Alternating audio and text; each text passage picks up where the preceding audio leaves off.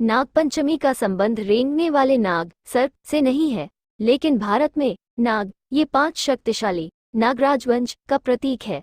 नागपंचमी तब से मनाया जाता है जब से भारत के कोने कोने में नाग वंश के राजाओं ने बौद्ध सभ्यता के प्रति अपना पूरा योगदान दिया। उन्हीं में से 5 सर्वश्रेष्ठ नागराज: 1 शेषदात नाग, 2 नागराजा वासुकी, 3 नागराजा तक्षक, 4 नागराजा करकोटक, 5 नागराजा ऐरावत। इन महान राजाओं के याद में ये दिन मनाया जाता है।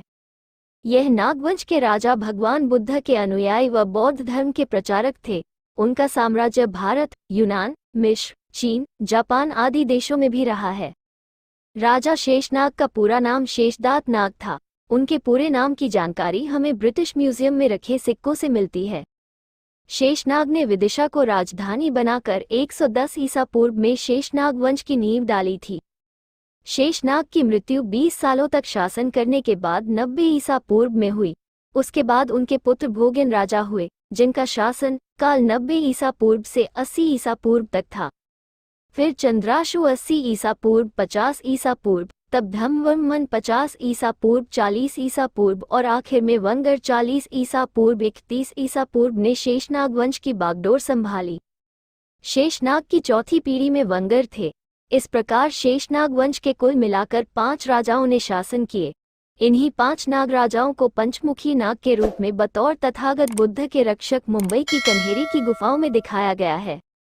नागराज तक्षक ने ही विश्व प्रसिद्ध तक्षशिला विश्वविद्यालय की स्थापना की थी। प्लेटो, अरस्तु जैसे दार्शनिकों ने यही अध्ययन किया था।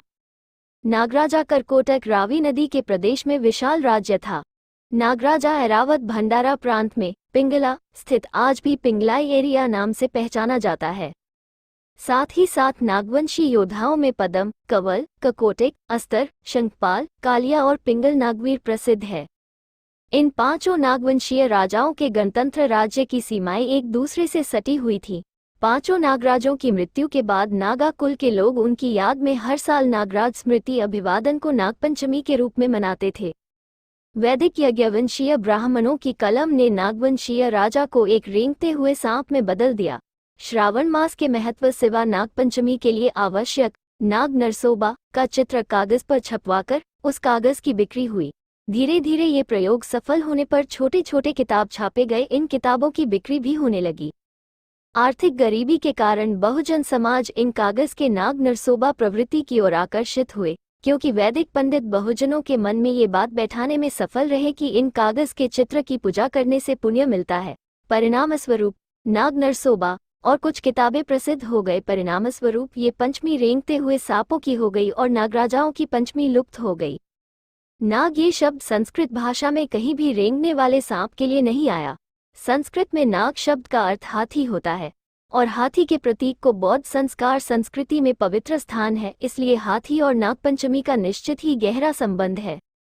ये संस्कृत का श्लोक नागोभातिम देनकंजल रुहे नित्योत्सवमंदिरम, अर्थात जैसे हाथी मतवाले होने के बाद सुंदर दिखता है, वैसे ही कमल पुष्पों से भर तालाब खूबसूरत के और सुंदर दिखते हैं। इस संस्कृत श्लोक में नाग शब्द का प्रयोग हाथी के लिए किया गया है। संस्कृत में सांप को पर्यायी शब्द भुजंग, सर्प, तक्षक ऐसा कहा जाता है। जैसे तक्षक स्विश दंते मनिनाभूषितः सर्पः किमसो न भयंकर। इस श्लोक में देखिए सर्प, तक्षक ये शब्द आए हैं। आज भले ही नागपंचमी को रेंगने वाले सांप के नाम से जाना जाता है, लेकिन इसके बारे में ऐतिहासिक स्थिति अलग है। इसलिए बहुजनों को धार्मिक दायरे से बाहर आकर नागपंचमी को उत्सव के रूप में नहीं मनाना चाहिए, बल्कि बहुजन नागवंशीय राजाओं की स्मृति को नमन करना चाहिए। क्रेडिट संग्रहित एमिन सोनवाने, पुणे। सहयोग चंद्रभान पैल।